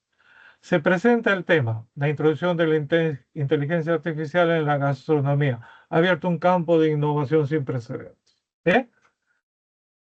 Luego, se plantea una tesis, ¿no es cierto? Bajo esta perspectiva, la IA no reemplaza la creatividad humana, sino que la potencia, brindando en la industria alimentaria soluciones que van. Ahora, la antítesis, la opinión contraria. La incorporación, sin embargo, pero de la inteligencia artificial en la cocina no está exenta, no está libre de cuestionamiento. Para muchos críticos, la automoción es así amenaza con diluir el carácter artístico de la gastronomía. Y la síntesis, los pasos que están unas hojas atrás, ¿no? Visto de este modo, es razonable reconocer que debe concebirse la IA como un recurso de apoyo y no como un sustituto. ¿Ve? Todo está en un solo texto seguido, sin cortes. Uno, la polémica desarrollada en el texto gira en torno,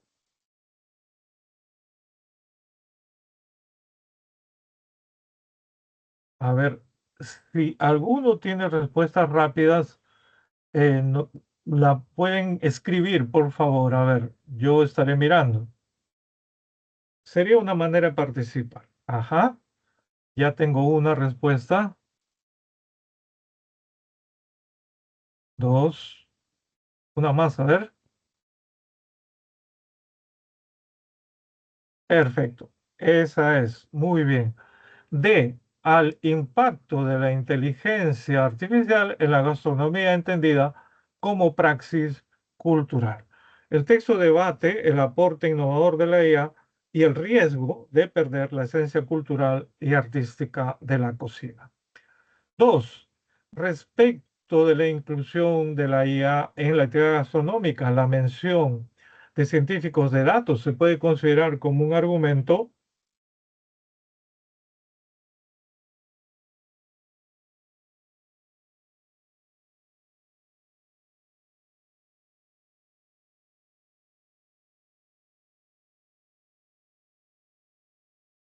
A ver,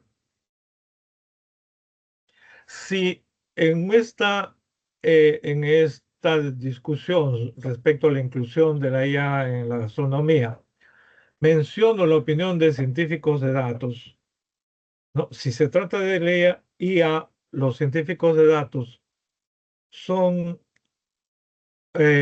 ¿están calificados o son como influencer, youtuber?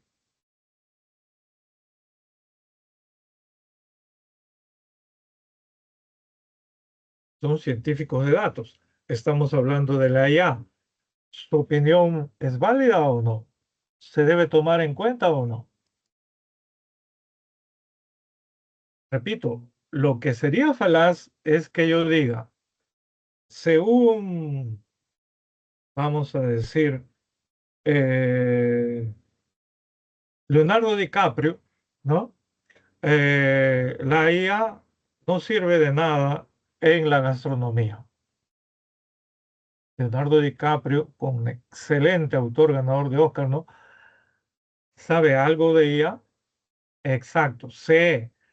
No es falacia, esto sería utilizar una opinión, la de los científicos de datos, pero en base a la autoridad. O sea, es correcto. Si cito a alguien que no tiene nada que ver con lo que estamos discutiendo, ahí sí es una falacia de autoridad. Muy bien. Tres, con relación a la desconfianza de los comensales, es congruente, o sea, compatible. Señalar que los algoritmos digitales,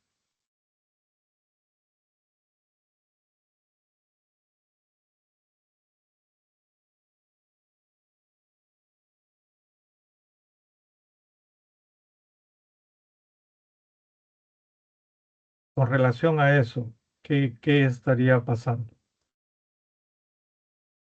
Ajá. ¿Qué estaría sucediendo con relación a eso?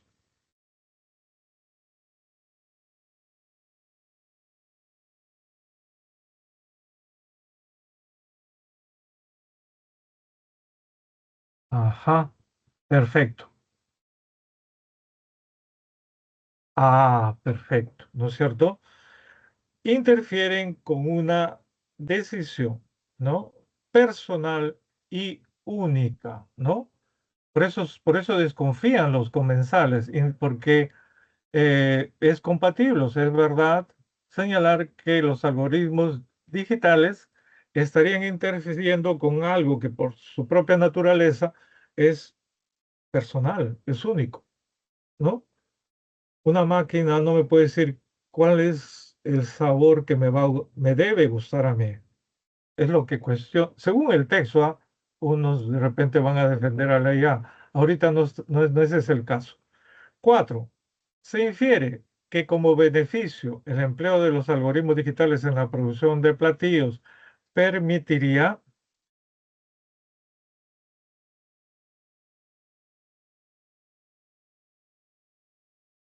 hay algo que se señala que para lo cual es bueno, no todo es malo, ¿no es cierto?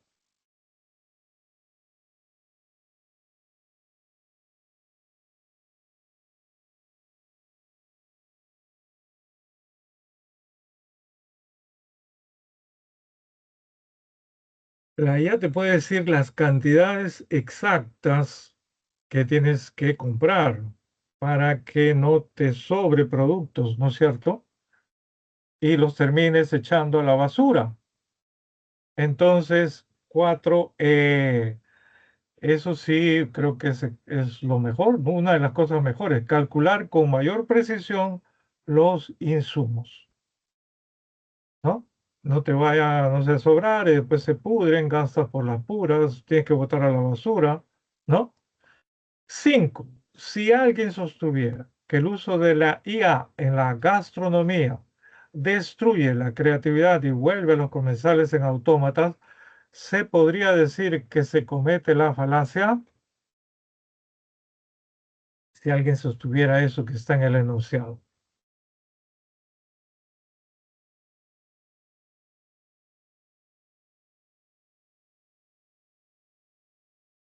El texto dice que reemplaza la creatividad humana. No, ¿no es cierto? El texto dice que la potencia, ¿no?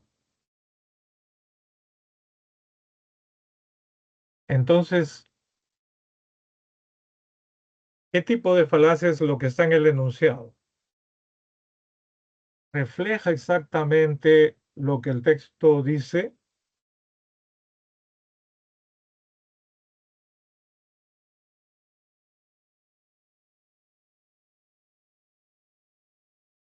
No lo refleja, ¿no es cierto? Recuerden, lo correcto es comprender bien el texto, entenderlo, no caricaturizar el texto, no deformar el texto. Entonces sería una falacia de B, el hombre de paja.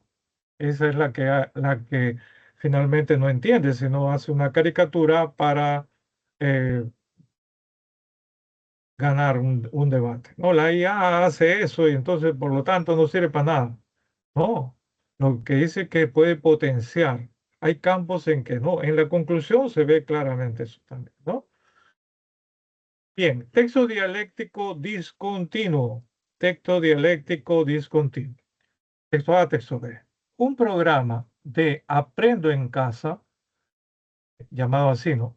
Versó sobre la diversidad lingüística y el mensaje básicamente que dejó fue, habla como te dé la gana, conjuga el castellano como te salga del foro, con una lingüística atribulada como la gurú, con una lingüista, perdón, atribulada como la gurú. Ojo, no hablo de acentos o de usar otros términos, eso es muy respetable. Hablo de gramática, sintaxis y semántica, elementales, de seguir los lineamientos de la Real Academia. En el colegio no pueden alentar a que los escolares piensen que decir P, pucho, aiga, de mi hermano su carro, me soñé o estábanos es lo correcto. La lingüista Virginia Zavala podrá creer en relativizar la regla del castellano para hablarlo como a cada uno le parezca, o que justificar el practicar un castellano atroz por una óptica relativizadora esté bien, pero esas convicciones ideológicas no deben ser enseñadas a escolares. Se habla bien el idioma y punto. Así sea pobre o rico, capitalino o provinciano. Encima culpan a la educación escolar por intentar imponer un castellano correcto. Interesante, ¿no? Veamos la opinión contraria. La diversidad del español o castellano es también una manifestación de la riqueza cultural de nuestra sociedad. Y lejos de ser un óbice, un obstáculo, un impedimento, ¿no? Debe ser reconocida y valorada. Cada variedad de esta lengua refleja una historia, una identidad y una forma de ver el mundo que merece ser respetada. Uno de los retos más importantes en la lucha contra la discriminación lingüística recae en las escuelas. Como espacio de formación, la educación debe desempeñar un papel clave en la valorización de las diferentes variedades del castellano. Es fundamental que los docentes reconozcan que los niños y las niñas adquieren distintas formas del idioma como parte de su proceso de socialización y que éstas no deben ser vistas como errores. Por consecuencia, la escuela debe fomentar una conciencia lingüística crítica en los estudiantes, ayudándolos a comprender las relaciones de poder que existen entre las variedades del castellano y promoviendo el aprendizaje del castellano estándar sin desvalorizar sus propias formas de expresión. Bien, entonces hay un debate, ¿no?, sobre el uso de un castellano correcto y de otro eh, que tenga variantes en base a las diferentes culturas, etcétera, ¿no? Etnias, etcétera. Pregunta número 1. Determina el punto de discrepancia donde no están de acuerdo, ¿no?, los autores de ambos textos. ¿Cuál es el punto en que difieren, en que no están de acuerdo?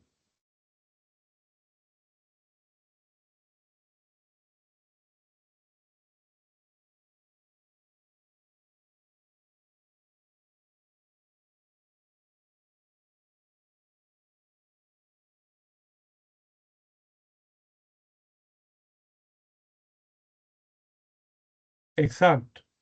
Vamos a tener que avanzar. Correcta la respuesta que han puesto ahí. C. El tratamiento y la valorización de la diversidad lingüística del castellano en los colegios. El autor del texto A no le parece bien la diversidad lingüística, ¿no? ¿Han visto esa parte que es uno de sus ejemplos? Cómo hablan nuestros compatriotas de la selva, ¿no? Por acá está, de mi hermano su carro. ¿No? ¿Saben eso, no es cierto? Entonces, para el autor del texto A está mal, eso no debe ser. El autor del texto B señala que está bien, que es su cultura, ¿no es cierto? Entonces, el tratamiento y la valorización de la diversidad lingüística del castellano, pero en la enseñanza en los colegios. Ojo. 2. Respecto de la lengua castellano-española, se infiere que el autor de A tiene una visión, ¿cómo le llamarían ustedes? Permisiva, permite todo el autor de A. Esencialista, ¿no? Considera que hay algo esencial, no debe cambiar. Relativista, no, que como quieran, pragmática, en la práctica se verá, intercultural, bueno, debe respetarse las culturas, así piensa A, ¿cuál de ellas?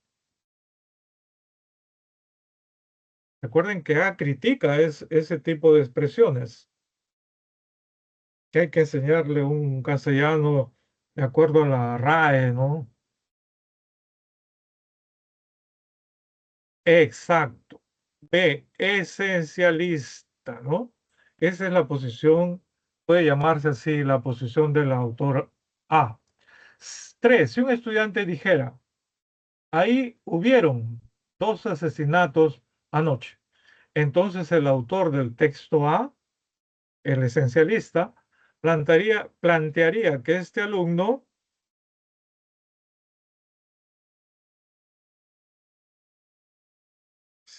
ahí hubieron dos asesinatos anoche.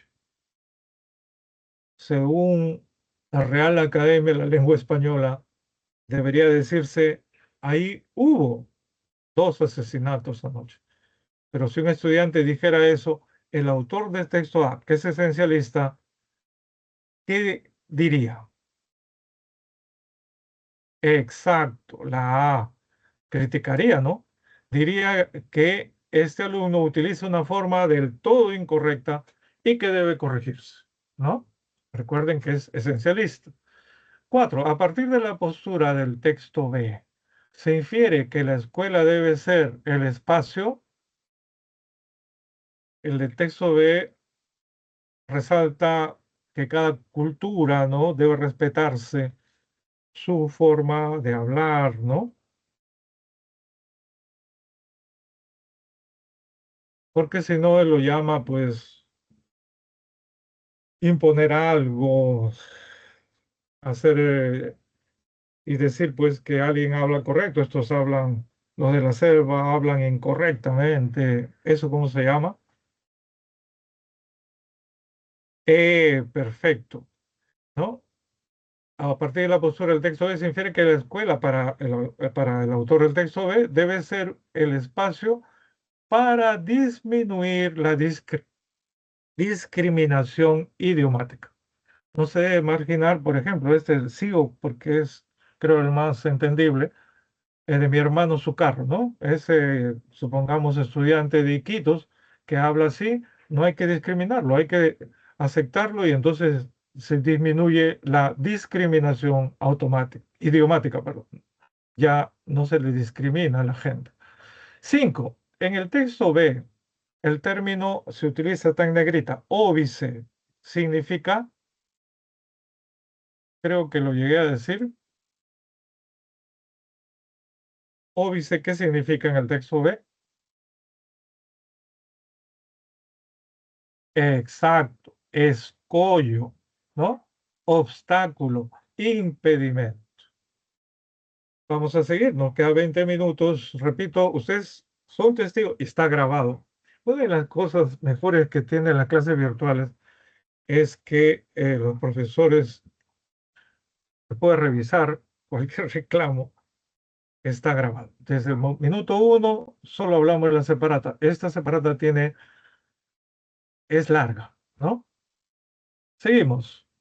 Uno de los grandes problemas en el transporte terrestre nacional es la incapacidad de cumplir los plazos programados debido a distintos tipos de inconvenientes en la ruta. O sea, en otras palabras, nos está diciendo que va a tratar ese tema. ¿Por qué en el transporte terrestre nacional no se cumplen los plazos programados? Y ya está adelantando que hay diferentes tipos de inconvenientes, no es una sola causa. En los corredores del norte, el 25% de los viajes presentan retraso. En el sur, los resultados son extremos. Más del 50% de los viajes que transportan quinoa desde la zona sur, Puno y Ayacucho, presentan retrasos.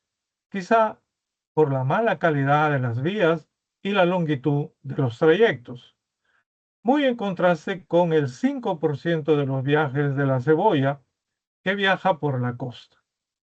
El corredor más problemático, en línea con lo reportado por otros organismos como el MTC, Ministerio de Transportes y Comunicaciones, ¿no? es el de la zona centro.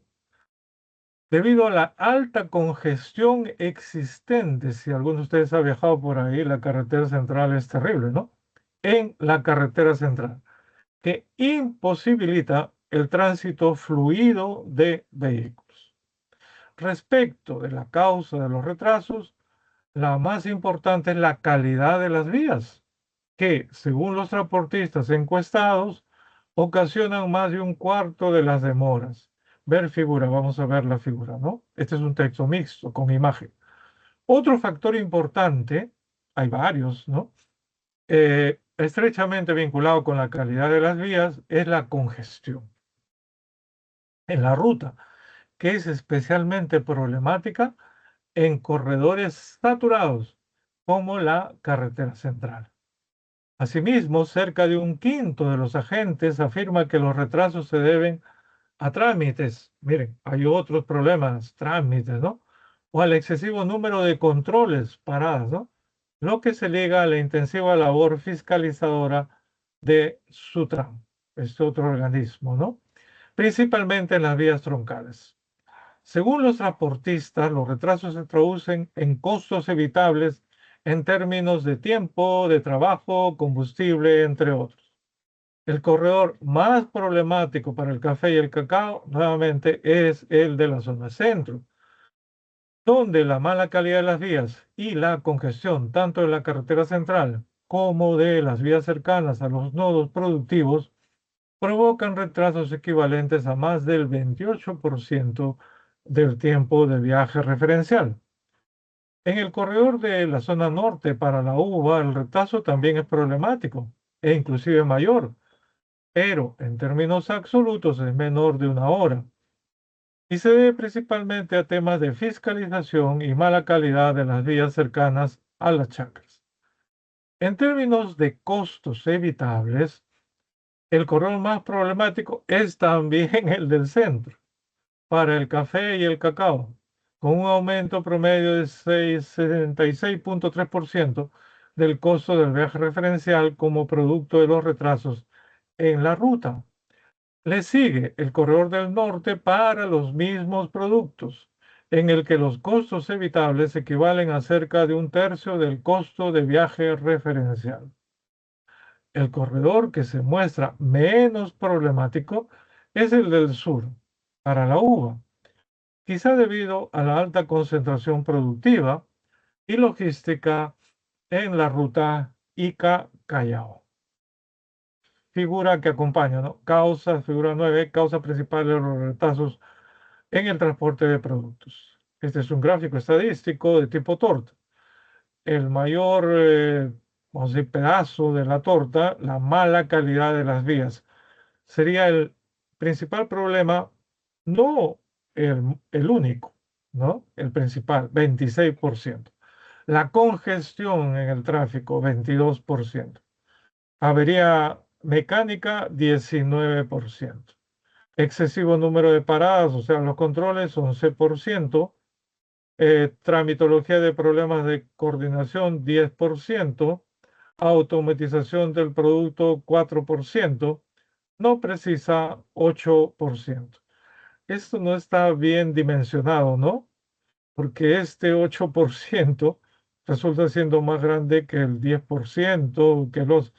Acá hay algún problema ahí en el gráfico.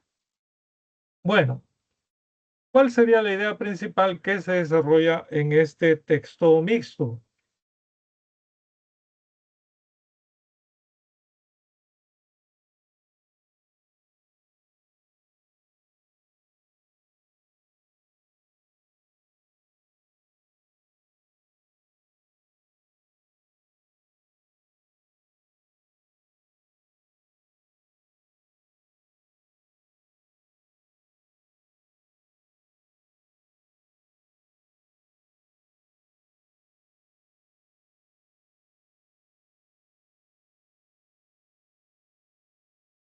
D, perfecto. Un problema fundamental de Perú al transportar productos es el retraso por los obstáculos en las vías, ¿no? Uno, no sé si de los fundamentales. no es el principal y único, ¿no? Uno de ellos está precisamente los obstáculos en la vía, ¿no? Dos, en el texto, el antónimo, el opuesto de saturado, las vías están saturadas, es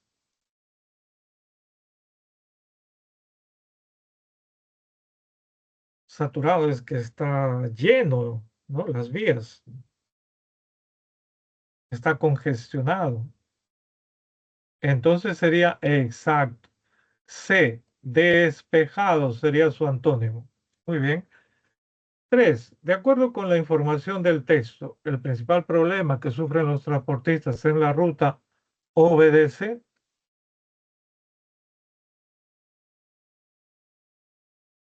en porcentaje, miren, el, ¿no? El que tiene más, obviamente, ya creo que es evidente acá, 26%. Entonces, según eso, la 3 creo que para avanzar, está claro que sería, mirando simplemente el gráfico, la a la despreocupación por reparar o construir carreteras eficientes, ¿no? Las vías. Cuarto, respecto al transporte de diversos productos de las regiones del Perú, es incongruente, incompatible, falso, aseverar, afirmar que,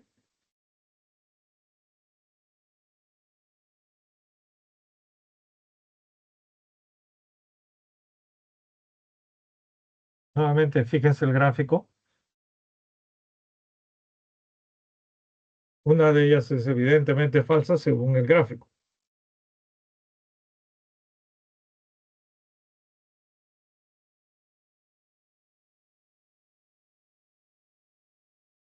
Exacto, la C, ¿no es cierto?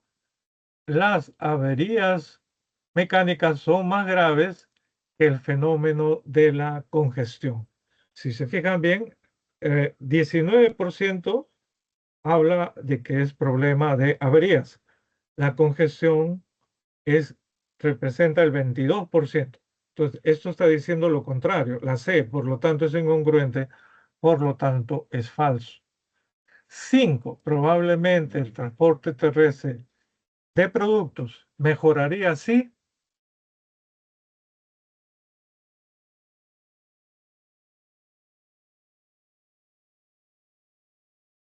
no dice se solucionaría, mejoraría. Exacto, ¿no? Exacto. Si hubiera más fluidez en el paso de las vías troncales, o sea, se arregla uno de ellos, mejora. No se soluciona totalmente, pero mejora. Hubiera más fluidez en el paso de las vías troncales. Texto 2. A ver, es un texto de filosofía que a veces es un poco complicado. Nada sería más absurdo que tratar de esperar a que la ciencia establezca la conclusión definitiva sobre las cosas primeras y últimas, y mientras tanto pensar de la manera tradicional y sobre todo creer así, como suele aconsejarse a menudo. La tendencia a no querer tener sobre este tema más que certezas absolutas, ¿no? No es más que un atavismo religioso, prejuicio religioso. Una forma encubierta con la idea de que durante mucho tiempo aún y hasta entonces, el creyente no tiene derecho a despreocuparse totalmente de este orden de cosas. Pero el caso es que no tenemos una total necesidad de estas certezas para vivir una vida humana sólida y plena, como tampoco tiene necesidad de ellas la hormiga para ser una buena hormiga. Estamos hablando no de que la ciencia establezca la conclusión definitiva, acá está, sobre las cosas primeras y últimas.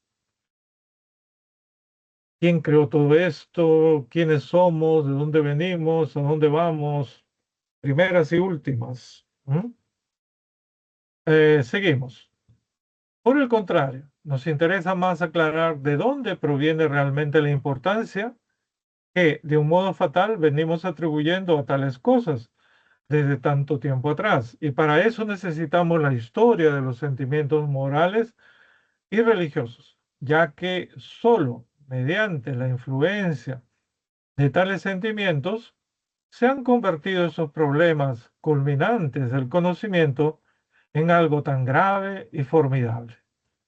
En los terrenos más exteriores, hacia los que se dirigen los ojos del espíritu sin penetrar aún en ellos, se han introducido clandestinamente conceptos como los de falta y castigo,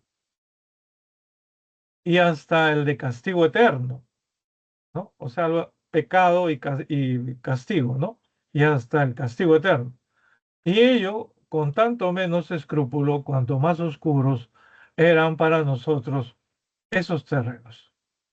Desde la más remota antigüedad se han hecho afirmaciones totalmente gratuitas en estos temas, persuadiendo a la gente de que estas imaginaciones son algo serio y verdadero y haciendo uso de la execrable, ¿no? Rechazable proposición de que más vale creer que saber. ¿Mm?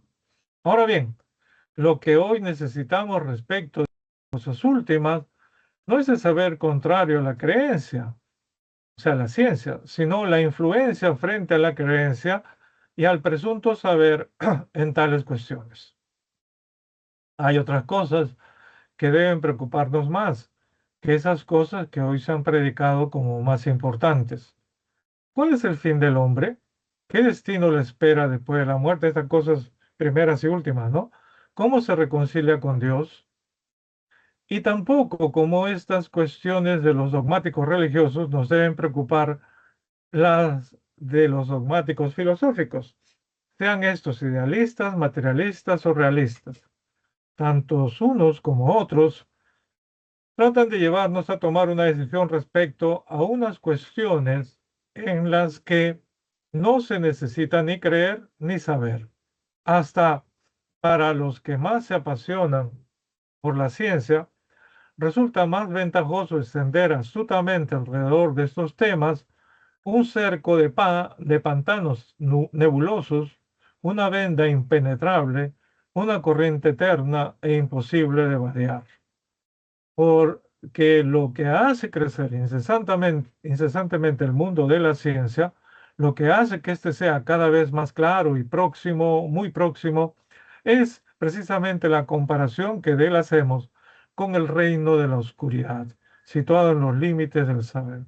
Es preciso que nos reconciliemos con los objetos próximos y que dejemos de mirarlos con desprecio, como se ha hecho hasta ahora en que se ha estado dirigiendo la vista a las nubes y a los espíritus nocturnos.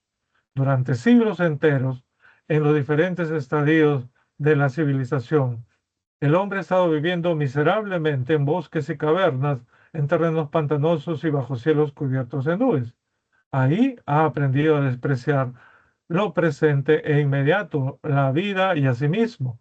Y nosotros, a pesar de habitar en los planos más luminosos de la naturaleza y del espíritu, conservamos aún por herencia en nuestra sangre algo de ese veneno que es el desprecio hacia las cosas inmediatas. Este es un filósofo muy polémico, ¿no? Friedrich Nietzsche, ¿no? Una traducción del 2018, un filósofo de finales del siglo XIX. Aquí es claramente pues, establece una crítica a ese pasarnos toda la vida pensando en de dónde venimos, a dónde vamos, ese tipo de cosas, y creer que la ciencia va a resolver eso, pero tampoco él señala que la religión lo que ha hecho es mostrarnos que hay pecados y castigos, sobre todo el castigo, y lo que él propone es vivir el momento, vivir el presente, ¿no es cierto? Y no preocuparse ni en la religión ni en la ciencia. Es su propuesta, muy debatible, ¿no? Uno, ¿cuál es la mejor síntesis textual de la reflexión propuesta?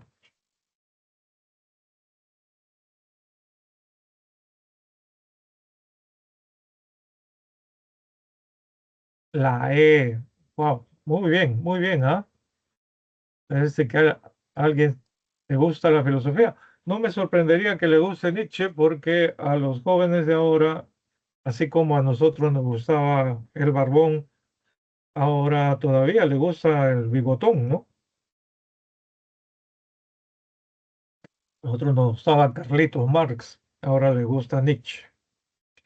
Debe abandonarse la necesidad de certezas absolutas, no hay que estar preocupado sobre lo trascendental, o sea, lo religioso, y enfocarse en lo inmediato, tangible, lo que vivimos día a día, ¿no? Superando la influencia histórica de creencias religiosas, incluso de filosofías dogmáticas, dice. Dos, en el texto la palabra execrable guarda antinomia, supuesto, con,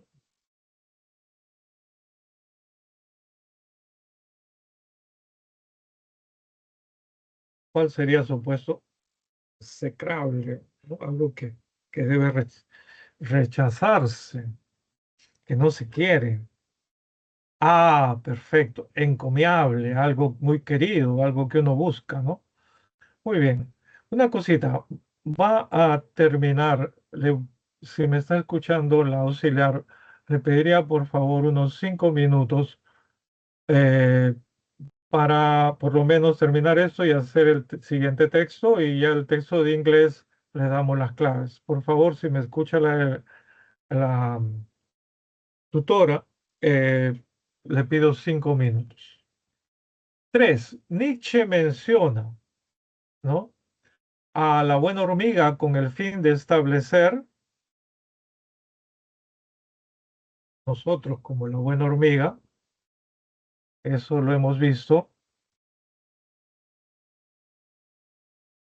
exacto, una analogía, analogía. Cuatro, se infiere que para Nietzsche las ideas y o concepciones trascendentales que la humanidad ha forjado desde siempre dependen de,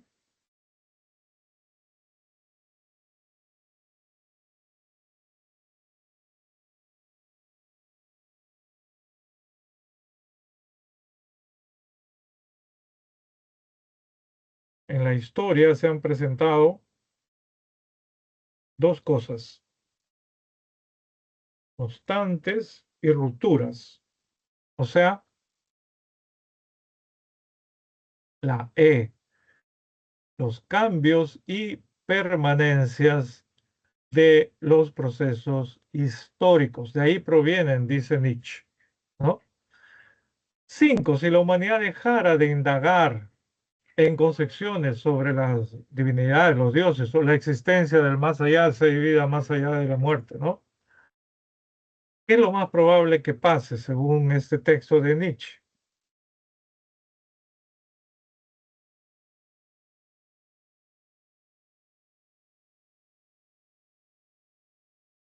También, recuerden que también rechaza la ciencia. Exacto. La D, habría la posibilidad de establecer una relación más fuerte con nuestro entorno inmediato, ¿no? No estaríamos pensando en si me gano el cielo, ¿no? Para obtener vida después de la muerte. Nos centraríamos en nuestro entorno inmediato, ¿no? Ah, perdón, yo pensé que había una más, me equivoqué. Bueno, el texto en inglés, a ver, para terminar, no es un texto difícil, a ver. Al principio del drama de Martin Rich, ¿no? Sounder, 1972, que narra la historia de una familia negra de aparceros en Louisiana durante la Gran Depresión. El perro protagonista casi encuentra la muerte. El padre, Nathan Lee, el autor Paul Winfield, encarnaba a ese personaje, ha sido arrestado por robar comida para alimentar a su familia. Mientras el sheriff se lo lleva en una camioneta, Sumner lo persigue ladrando, o sea, su perrito. Cuando un agente blanco levanta un rifle para dispararle al perro, Nathan Lee desvía el arma. Herido, llega a darle, ¿no? Sounder, el perrito, huye. Sounder no representa una amenaza. El agente le dispara al perro porque puede, porque es cruel, porque es la ley. Dispara porque el perro pertenece a una familia negra en el sur segregacionista. Y matar a Sounder, al perrito, les complicará aún más la vida. Creo que, sobre todo, el agente dispara a Sounder porque en realidad quiere dispararle a Nathan Lee, o sea, al señor afroamericano. Aún así, la familia resiste y su fortaleza se reafirma cerca del final de la película, ¿no? Cuando Sounder corre tras un desconocido que cojea hacia su casa. Solo cuando Sounder deja de ladrar y salta sobre el hombre, la esposa de Nathan Lee, Rebecca, la actriz Cicely Tyson, la encarnaba, reconoce a su marido. Sounder, el perrito, ha dado la señal de que todo está bien. Uno, ¿cuál es el propósito principal del autor del pasaje?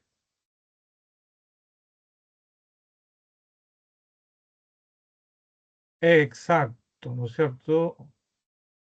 A ver, creo, si no me equivoco, creo que esa era la misma, coincide, sea tan rápido, pero bueno, es la D, ¿no es cierto? Es lo que quiere hacer este pasaje, la D. O sea, explicar el significado principal de la película Sounder. Dos, determine, ¿no? El sinónimo contextual de amenaza. Dice que perro no significaba una amenaza. O sea, no significaba ningún, ¿no es cierto? Peligro, peligro. Número tres, respecto a la gente que dispara a Sounder, ¿es coherente afirmar que?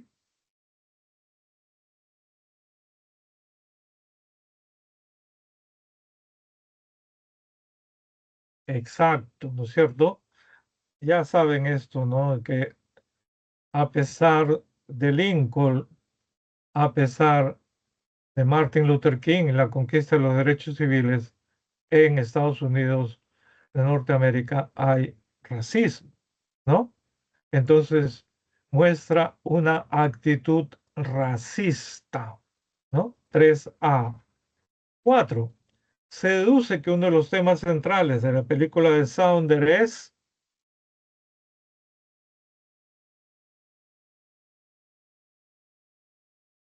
se colige, ¿no?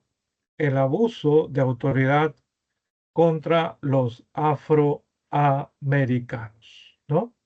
Contra los afroamericanos, o sea, la P. Y número 5, si Nathan Lee hubiera gozado de cierta estabilidad económica, recuerden que fue arrestado por robar comida para su familia. Entonces, B, no habría sido, no, no habría sido arrestado por el sheriff. Al final hay un texto sobre nuestro gran historiador Jorge Basadre. Bueno, el edificio del rectorado tiene su nombre para que vean lo importante que es para los samarquinos Basadre. Muchas gracias, jóvenes, que nos estamos viendo, espero ya la próxima semana con una clase presencial. Cuídense, gracias por su atención, que les vaya bien. Nos vemos la próxima semana.